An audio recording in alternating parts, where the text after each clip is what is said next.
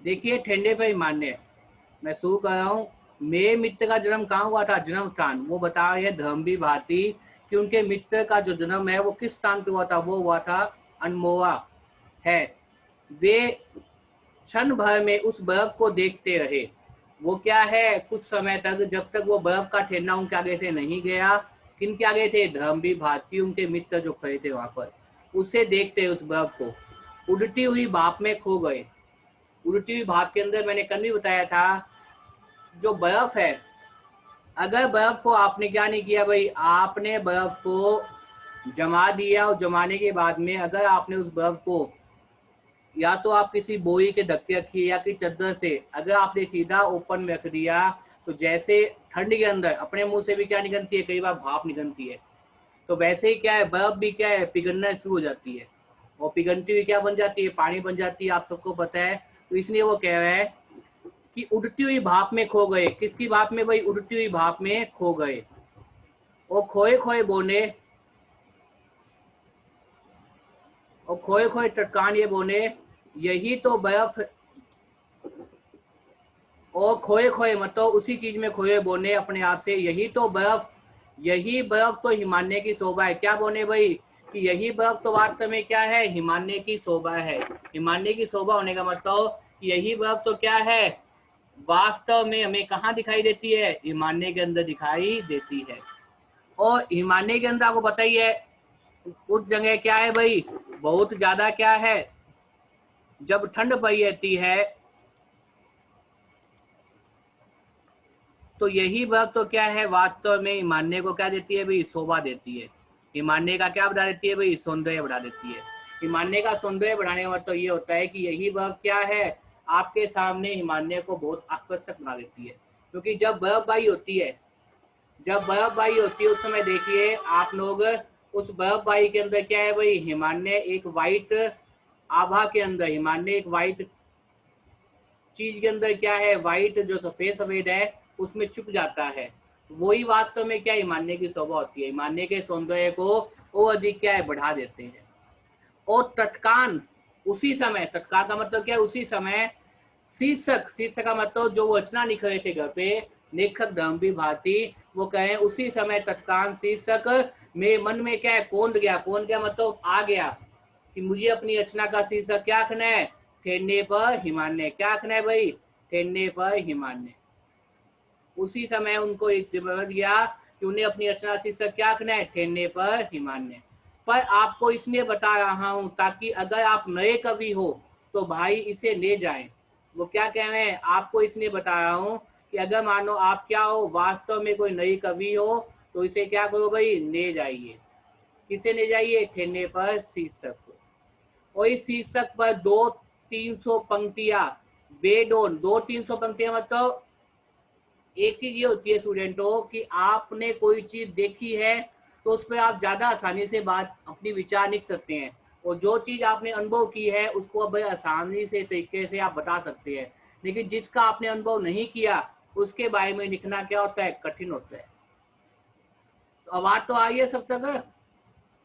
तो देखिए वो क्या कह रहे हैं, इसलिए आपको बताऊं कि अगर आप नए कवि हो तो भाई इसे ले जाएं, इस शीर्षक पर क्या कहें, 200-300 पंक्तियां लिख दें। क्योंकि मैंने कल भी बताया था आपको कि ठेना क्या होता है, ठेना होता है एक रेई जिसपे जो है वो सब्जी बेचने वाले कुछ सब्जी अपने आमने लगा देते हैं। उसी प्रकार से वही बताने का प्रयास कर रहे हैं कि उस पर क्या लिखो, 2-3 पंक्तियां लिख लो। क्योंकि सभी कवि क्या है, उससे परिचित होते हैं, उसको जानते होते हैं, उसको समझते होते हैं। बेडोन बेटुकी लिख डालो। बेडोन का मतलब क्या है, अगर आपको कोई चीज नहीं समझ में आ रही तो भी आप लिख दीजिए। आप लिखोगे तो आपकी क्या है भाई, कुछ ना कुछ क्या होगा भाई, आपको लिखने का अभ्यास हो जाएगा। इसलिए क्या है, अगर आपको नहीं समझ में आता तो आप बेडोन ही क्या है, लिख दो, बिना किसी रोक टोक के क्या है, आप लिख दो। लिख डाले, शीर्षक मंजूर है। और अगर अगर नई कविता है, शीर्षक मौजूद है, अगर नई कविता है तो भी क्या करो भैया, आप इस प्रकार से लिखने का प्रयास करो। अगर नई कविता से नाराज हो, नई कविता का नाराज होने का मतलब ये होता है कि जब धर्मवीर भारती आए थे उसके बाद में एक प्रकार की नई विधा हिंदी साहित्य में आई थी जिसे क्या बोलते हैं, नई कविता। तो संतुलित गीत का हो तो गुंजाइश भी है इस वर्ब को डांटे उतर जाए। अगर आपने नहीं लिखना, आप लोग मानते हैं कि आपने क्या लिखना है, सही लिखना है, तो आप लोग क्या कहें, इस वर्ब को डांटे। वर्ब को डांटने का मतलब मेरे शीर्षक से क्या है, आप संतुष्ट न हो तो उतर जाओ। उतर जाने का मतलब मत लिखो। लेकिन अगर आपको लगता है कि आप 2-3 पंक्तियां लिख सकते हैं, आपने वो चीज देखी है, तो उस पर अपने विचार लिख दो, जैसे ही विचार हो। क्या हुआ था कि रीतिकांत के बाद में हिंदी साहित्य के अंदर आधुनिक कांड आया था। आधुनिक कांड का मतलब क्या है, नए नए विचार। और नए नए विचार के अंदर क्या है, कविता वास्तव में क्या है, परिवर्तित हो गई। कविता वास्तव में क्या है भाई, इस प्रकार से बदल गई। इसको ही गीत का कह रहा है कि आप क्या करो भाई, संतुलित गीत का होकर गुंजाइश हो तो इस बर्फ के क्या उतर जाइए। बर्फ से उतरने का मतलब क्या है, आप लोग क्या करो भाई, अपना नया टॉपिक ले लीजिए, अपना नया विषय ले लो। अगर आप में से संतुष्ट नहीं है तो आप क्या करो भाई, नया विषय ले लो, नए विषय पे क्या लिखने का प्रयास करो। समझ में आ गया होगा आपको। अब देखिए नेक्स्ट पेज की ओर चलते हैं। इस पेज में कुछ पूछना है तो पूछ सकते हैं भाई।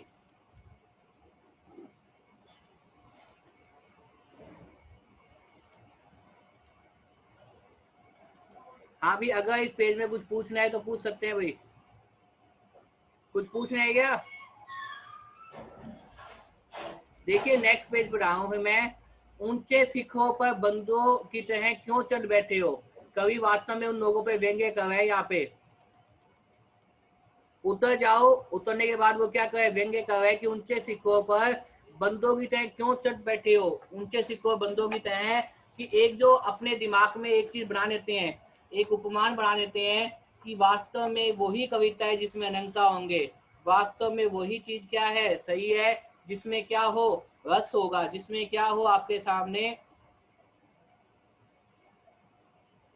जिसमें आपके सामने क्या हो, अलंकार हो। लेकिन ऐसा नहीं है। कविता तो क्या अपने आप में ही एक नवीन विधा है। उस नवीन विधा के अंदर आप कुछ भी लिख सकते हैं। नई कविता मतलब क्या है, बिना उपमानों के, बिना अलंकारों के, बिना रस के क्या है, आप कविता लिख सकते हैं। आपको जो मन में आ वो लिख सकते हैं। इस प्रकार के उपमानों से जो रीतिकांत के अंदर कविता क्या थी, संकुचित थी। कविता क्या थी, नियमों बंधी हुई थी। उन नियमों से क्या है, कविता को यहाँ छुटकारा मिल गया। इसलिए नाम क्या है, नई कविता। तो उनपे व्यंग्य कर है तो नए कवियों, ठेलों पर नडो और पान की दुकानों पर बिको। मतलब अगर नहीं लिखना, अगर आप में से सहमत नहीं हो तो कोई बात नहीं। ये तमाम बातें, तमाम बातें का मतलब ये सारी बातें जो लेखक कह रहा है, जो आपके सामने रख रहा है, उसी समय में मन में आई और मैंने अपने गुरुजन मित्र को भी बताई भी। उसी समय क्या आ गई, मेरे मन में आ गई ये तमाम बातें, ये तमाम सोच जो बातें थी, उनको मैंने सोचा, उनको मैं देखा, उसी समय मन में आई और मैंने क्या किया, अपने गुरुजन, गुरुजन का मतलब उसके जो अध्यापक थे और मित्र भी थे, साथ में अध्यापक थे और साथ में मित्र भी थे, उनको बता दी। वे हंसे, कौन हंसे भाई, धर्मवीर भारती का मित्र। पर मुझे लगा कि वह बर्फ कहीं उनके मन को खोज गई। ईमान की बात यह है कि जिसने 50 मील दूर से भी बादलों के बीच नीले आकाश में हिमालय की शिखर रेखा को चांद तारों से बात करते देखा। देखिए 50 मील दूर का मतलब ये होता है विद्यार्थियों कि जो बर्फबारी है, आपने सुना होगा, बर्फ कहाँ से आती है, आसमान से आती है। बरसात भी कहाँ, आसमान से होती है। तो बर्फ आने के बाद में जब तेज हिमपात होता है तो नीचे जो पृथ्वी क्षेत्र है वो क्या है, सफेद रंग का हो जाता है, सफेद रंग का दिखाई देता है। उसको बता रहे हैं जिसने 50 मील दूर से भी बादलों के नीचे आकाश में हिमालय की शिखर रेखा को चांद साव से बातें करते देखा। चांद साव से बातें करने का मतलब ये है कि हिमालय की उच्चतम चोटी, हिमालय की जो पर्वत श्रृंखला है उसकी जो उच्चतम शिखर है, उच्चतम चोटी है, सबसे ऊंची चोटी है, उस चोटी के अंदर क्या है भाई, उस चोटी के अंदर आपको ऐसा दिखाई देगा कि वो क्या है, आसमान तक मिली हुई है। और जो तारे हैं, जो सूरज है, जो गह उपग्रह है, वो क्या है, वहां आपको बहुत पास दिखाई देंगे। जैसे आपने कभी सूरज को, अगर आपने कभी सूरज को छिपते हुए उगते हुए देखे उन चोटी पे जाकर, या कभी आपने कहीं देखा हो, तो आपको लगेगा कि सूरज क्या एकदम पास है, जबकि वो एकदम पास नहीं होता, काफी दूरी होती है। लेकिन हमें ऐसा क्या है, प्रतीत होता है। तो वही चीज ये बताए यहाँ पे कवि धर्मवीर भारती, लेखक निबंधकार, कि चांदनी में उजनी बर्फ को धुंधनी हनके नीने जान से दुधिया समुद्र की थे मचनते और जगमगते देखा। चांदनी से और उसको क्या है, रेखा को चांद से बातें करते देखा, मतलब उच्चतम शिखर तक अगर बर्फबारी है तो बर्फ कहां तक दिखाई देगी, चांद तक दिखाई देगी। ऐसा हमें आभास होगा कि वो क्या है, चांद तक है। उसके मन में हिमालय की बर्फ एक ऐसी खोज छोड़ जाती है, खोज का मतलब छाप छोड़ जाती है, जो हर बात याद आने पर क्या है, पियो उठती है। मतलब बर्फ देखते ही उसे वो अपना दृश्य याद आता है कि जब वो उस दृश्य को देखा था।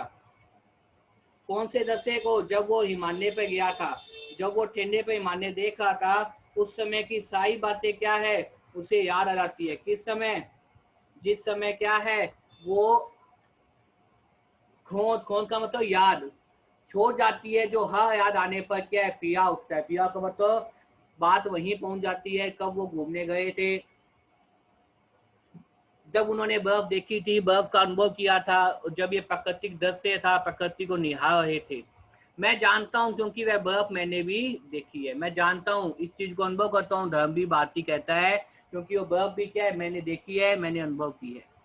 सच तो यह है कि इसी बर्फ को बहुत निकट से देख पाने के लिए हमको कहाँ गए थे, कासोनी गए थे, उस क्षेत्र में गए थे भाई। सच में जो लेखक बात बता रहा है वो ये बता रहा है कि उस बर्फ को देखने के लिए ही हम लोग कहाँ गए थे भाई, उस क्षेत्र में गए थे। उस क्षेत्र का नाम क्या है, कासोनी। सबसे इंपॉर्टेंट बात यह है कि उस बर्फ को देखने के लिए, उस बर्फ को अनुभव करने के लिए हम लोग कहाँ गए थे भाई, कासोनी गए थे। और जाने सिर्फ हम नैनीताल से रानीखेत और रानीखेत से मंजानी के भयानक मोयों को पार करते हुए हमने क्या देखा था, कसोनी देखा था। हमने क्या देखा था भाई, कसोनी देखा था।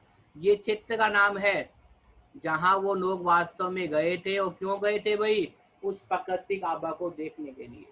धर्मवीर भारती जो निबंधकार है, अब वो रास्ता बता रहा है नैनीताल से रानीखेत। कहाँ का रास्ता बता रहा है, नैनीताल से रानीखेत और रानीखेत से मंझाकनी, ये क्षेत्र का नाम है वहां पे। जैसे यहाँ पे है अपने मांगा टाउन के आस कोना गाँव है, या जो है वो जंक्शन है, गोरावानी है, भद्रकानी है, इस प्रकार से वहां उस कसोनी क्षेत्र का नाम है, अलग जगह नाम है नैनीताल से रानीखेत, रानीखेत से मंझगानी के भयानक मोह को। मोह का मतलब आपको बताइए, क्योंकि वो पर्वत है, हिमालय क्षेत्र है, घाटियां बनी हुई है, तो वहां घुमावदार क्या क्षेत्र है। थोड़ी सी भी अगर आपका ध्यान भंग हुआ, और ड्राइवर जो गाड़ी चला रहा है, कार चला रहा है, बस चला रहा है, अगर उसका थोड़ा सा भी ध्यान भंग हुआ तो खाई में गिरने का खतरा रहता है। नीचे क्या होती है, असंख्य खाई होती है। एक प्रकार से पहाड़ के चारों तरफ जो घुमावदार क्षेत्र होता है उसको बोलते हैं भयानक मोड़। तो भयानक मोड़ को पार करते हुए क्या है, कोसी पहुंचे। कोसोनी का मतलब एक जगह का नाम देखा है। कोसी से ही एक सड़क अनमोई की हो जाती है, दूसरी कहा जाती है कासोनी, जहाँ पे वो क्षेत्र है। कितना कष्टप्रद, कितना सूखा और कितना कुरूप है वह रास्ता। बता रहे लेखक आपको कि जिस रास्ते पर वो गए थे वो रास्ता कितना था भाई, कितना कष्टप्रद था, कितना क्या था भाई, सूखा हुआ था, और कितना क्या था भाई, कुरूप था। कुरूप का मतलब सही नहीं था, सुंदर नहीं था। पानी का कहीं नामो निशान नहीं, सूखे बुए पहाड़, हरियाणी का नाम नहीं। क्या था भाई, पानी का कहीं नामो निशान नहीं था, सूखे हुए पहाड़ थे, हरियाणी का नाम। जो पानी नहीं होगा तो आपको पता है, ये अपने आप ही महत्वपूर्ण बात है, जब पानी नहीं है तो हरियाणी कैसे होगी। हरियाणी जो होती है वो किस पे डिपेंड करती है भाई, पानी पे डिपेंड करती है। अगर पानी नहीं है तो वास्तव में आप लोग कह सकते हैं कि आप लोग क्या है भाई, हरियाणी आपको नहीं दिखाई देगी। तो ये चीज वो बताए हैं कि पानी नहीं है तो हरियाणी कैसी होगी, एकदम उबड़ खाबड़, एकदम सुनसान, एकदम जो है वो कष्टदायक, एकदम जो है वो सूखा हुआ क्षेत्र था जहां से वो जा रहे थे उस रास्ते से।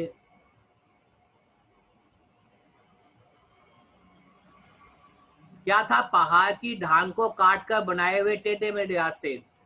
होता भी यही है कि जो पर्वतीय क्षेत्र है विद्यार्थी, उस पर्वतीय क्षेत्र के अंदर जो रास्ते होते हैं वो पहाड़ों को काट कर बनाए जाते हैं, तो ऊबड़ खाबड़ होते हैं, अच्छी खासी खाई होती है उसके चारों तरफ। और खाई होने के साथ साथ क्या है भाई, एक चीज आप ये भी ध्यान रख सकते हैं कि अगर खाई है तो गिरने का डर रहेगा, और सुनसान क्षेत्र है, क्योंकि जो रास्ता है वो क्या करते हैं भाई, पहाड़ों को काट कर बनाते हैं, पहाड़ों को काट कर क्या बनाते हैं, घाटी बनाते हैं, और फिर उसमें से क्या निकालते हैं भाई, रास्ते निकालते हैं।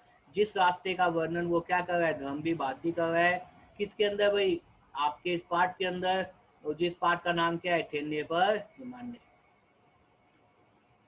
धानों काट कर बनाए गए टेढ़े मेढ़े रास्ते पर अनमोए का एक नो सकिया और नापवा डोई। नो सकिया मतलब क्या होता है भाई, जिसको कम अभ्यास हो, और नापवा का मतलब जो हर चीज में क्या करता हो, नापवाई करता हो। आए मैदानी क्षेत्र के अंदर अगर मानो आपने थोड़ी सी नापवाई कर दी, और भगवान ना चाहे अगर आपका एक्सीडेंट हो गया, तो ज्यादा ज्यादा क्या होगा, आपका पाँव में फ्रैक्चर हो जाएगा, हाथ पैर टूट जाएंगे, थोड़ी बहुत चोट लग जाएगी, ये सब हो सकता है। लेकिन पर्वतीय क्षेत्र के अंदर अगर थोड़ा सा भी नो सिक्किया मतलब जो कम जानता हो, जिसको ज्यादा ज्ञान ना हो, जिसको ज्यादा अनुभव ना हो, वो क्या है, नो सिक्किया है। अगर ऐसा व्यक्ति नो सिक्किया है और नापवा ड्राइवर आपको मिल गया, तो ये मान के चलो वो खुद की जान के साथ साथ बस में बैठे हुए 50-60 यात्रियों की जान भी क्या है, जोखिम में डाल रहे हैं। क्योंकि पर्वतीय क्षेत्र के अंदर एक भूल ड्राइवर की आप लोगों का जीवन क्या है, समाप्त कर सकती है। क्योंकि अगर बस सही नहीं चली, और बस अगर मानो भगवान ना चाहे टकरा कर क्या होगी, खाई में गिर गई, तो आपका बच पाना क्या है, नामुमकिन है। उस बस के अंदर क्या होते हैं, 50-60 यात्री तो होते हैं। इसीलिए जो वहाँ की जो बसें चलाने चालक है, जो वहाँ की बसों को चलाने वाले ड्राइवर है, उनको बहुत ही ध्यान से और बहुत ही सही तरीके से देखा जाता है कि वास्तव में काम के जानकार है तो नहीं, वास्तव में ब्रेक लगा सकते हैं नहीं, वास्तव में उनकी ड्राइविंग या वो बस चलाने का तरीका सही है या नहीं। ऐसे लोगों को रखते हैं ताकि कहीं क्या हो, जान से मरने का खतरा क्या हो, कम से कम हो, दुर्घटना न हो पाए। ये वास्तव में जो पर्वतीय क्षेत्र है, वास्तव में वैसा होता है पर्वतीय क्षेत्र के अंदर, क्योंकि एक छोटी सी बूंद क्या है, आपका जीवन समाप्त कर सकती है। तो वही चीज अपने निबंध के अंदर धर्म भी बाती बता रहे हैं। जिसने बस के तमाम, तमाम का मतलब सारे, मुसाफिर का मतलब होता है यात्रा करने वाले, मुसाफिरों, मुसाफिर का मतलब होता है यात्रा करने वाले, की ऐसी हालत कर दी कि हम जब कोसी पहुंचे तो सबके चेहरे क्या थे, पीने पड़ गए। सबके चेहरे पीने पड़ने का मतलब ये है विद्यार्थियों, कि सबको क्या हुआ था भाई, बहुत अधिक दुख हुआ था। क्योंकि वो सब क्या थे, घबरा गए थे ड्राइवर को देखकर। हालांकि ड्राइवर ने अपने तरफ से सही प्रयास किए थे, लेकिन फिर भी क्या है, वो उनको देख के क्या हो गए, भयभीत हो गए। सबके चेहरों से क्या है, पीने पड़ गए। पीने पड़ने का मतलब क्या है, घबराहट होना। यहाँ पीने पुण्य पड़ना एक मुहावरा है, चाहे क्या हो गए, पीने पड़ गए। कसोनी जाने वाले सिर्फ हम दो थे, वहां उतर गए। देखिए आगे जाने वाले यात्री ज्यादा थे, लेकिन सिर्फ और सिर्फ उस पर्वतीय क्षेत्र में जाने वाले, कसोनी जाने वाले यात्री, मैं और मेरा मित्र था, इसलिए हम क्या है, उस जगह पे क्या है भाई, उतर गए। उस जगह पर उतर गए जहां से हमें क्या मिलनी थी, कसोनी की बस जानी थी। बस अनमोए चलेगी। बस कहाँ चलेगी, अपने गंतव्य स्थान पे चलेगी। सामने एक टीन के स्टैंड, टीन का स्टैंड का मतलब टेन वगैरह से बोलते हैं, में कांच की बेंच पर बैठकर हम वक्त काट रहे थे। हम क्या कर रहे थे भाई, वक्त काट रहे थे, अपने आने वाले साधन का इंतजार कर रहे थे। वक्त काटते नहीं क्या कर रहे थे, बातचीत कर रहे थे, और बातचीत करते करते क्या कर रहे थे, तबीयत सुस्त की और मौसम में उमस थी। तबीयत क्या थी, थोड़ी थी सुस्त थी, लेकिन मौसम में क्या है, उमस। उमस का मतलब गर्मी ज्यादा थी। 2 घंटे बाद दूसरी नाई आके रुकी। दूसरी नाई का मतलब दूसरा साधन, जो हमें क्या लेके जाएगा, वास्तव में कहाँ लेके जाएगा, कासोनी, जहां हम जाना चाहते हैं। तो वो क्या कह रहे हैं कि 2 घंटे बाद, कितने घंटे बाद विद्यार्थी हो, 2 घंटे बाद क्या है, दूसरी नोई आई। दूसरी नोई का मतलब दूसरा साधन आया। चाहे आप इसे जीप मान सकते हैं, चाहे आप छोटी बस मान सकते हैं, उसे बोलते हैं नोई। तो इस प्रकार से वो लेकर यहाँ पे बता रहा है कि 2 घंटे बाद क्या आई थी भाई, दूसरा साधन आया। और दूसरा साधन आते क्या है, हम लोग क्या है भाई,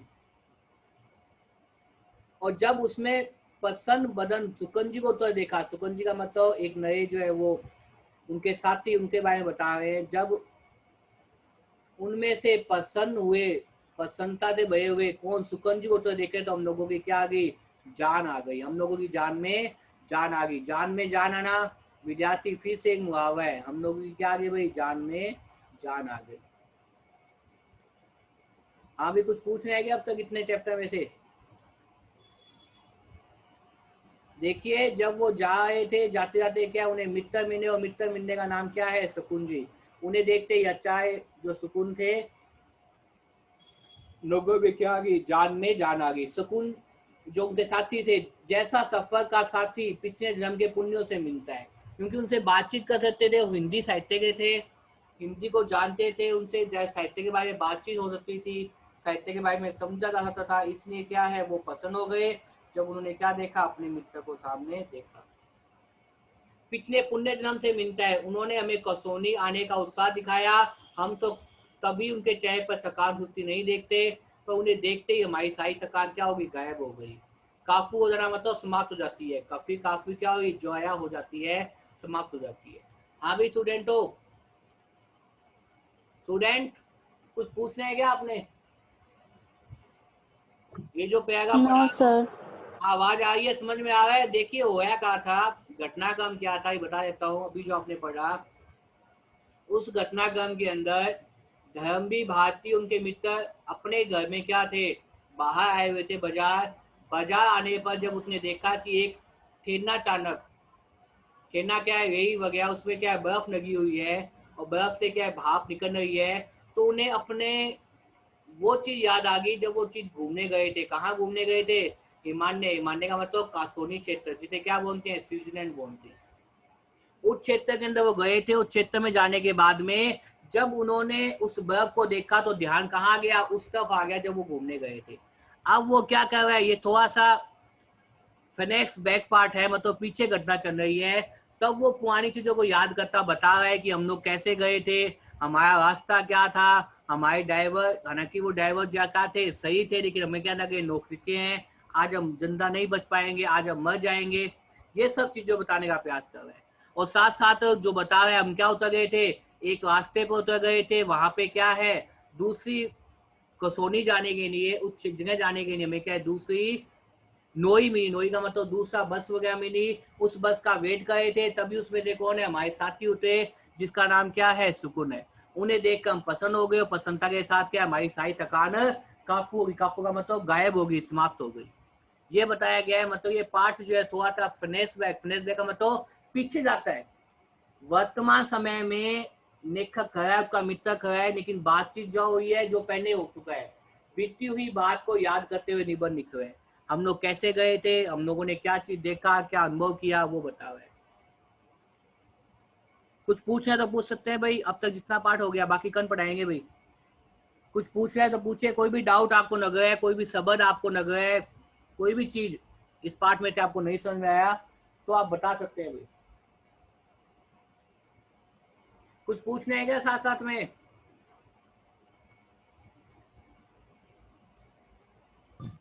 नो सर। आगे देखो, अब वो सुकुन जी के बारे में बता रहे हैं। अच्छा है, रामचंद्र सुकुन जी की वेशभूषा कैसा था, पहनावा कैसा था, कैसे वो दिखाई दे रहे थे, ये चीजें इसलिए बताई जाती है पाठ के अंदर, ताकि आप थोड़ा सा बिंब अपने मन में बनाने। बिंब का मतलब एक पत्ती के सिंबल बनाने। जैसे मैं कहता हूँ पेन, तो पेन कहते ही तुरंत आपके दिमाग में क्या है, कई चीजें, कई पेन आ जाते हैं। पेन का सिंबल आ जाता है। जैसे मैंने कहा पेंसिल, तो आपके मन में क्या आ जाएगी, पेंसिल का सिंबल आ जाएगा। मैंने कहा कोई फूल, तो फूल का सिंबल आ जाएगा। ऐसे ये जो पाठ पढ़ते हैं, उस समय वो उसकी पूरी चीजें बताने का प्रयास करता है, उसकी कट काटी कैसी है, रंग रूप कैसा है, तो ताकि आपके मन में क्या है, थोड़ा सा बिंब आ जाए कि हाँ एक ऐसा व्यक्ति था जो क्या था, जैसे क्या था, नई मूर्ति कौन है, पर शकुंज के साथ नई मूर्ति कौन है, एक जो नया व्यक्ति वो कौन है, दुबना पतला सही, लंबा दुबना सही था, पतला सावना चेहरा, उसका चेहरा क्या था, पतला था, थोड़ा सा कमजोर था, रंग कैसा था, सावना। सावना का मतलब क्या होता है भाई, जो आपका बनैक कलर होता है। कई बार क्या है, कई व्यक्तियों की स्किन क्या है, थोड़ी सी बनैक होती है, उसको बोलते हैं सांवला रंग। और ये जो रंग है वो किसका था, किस रंग का था? कुछ पूछना तो पूछे भाई।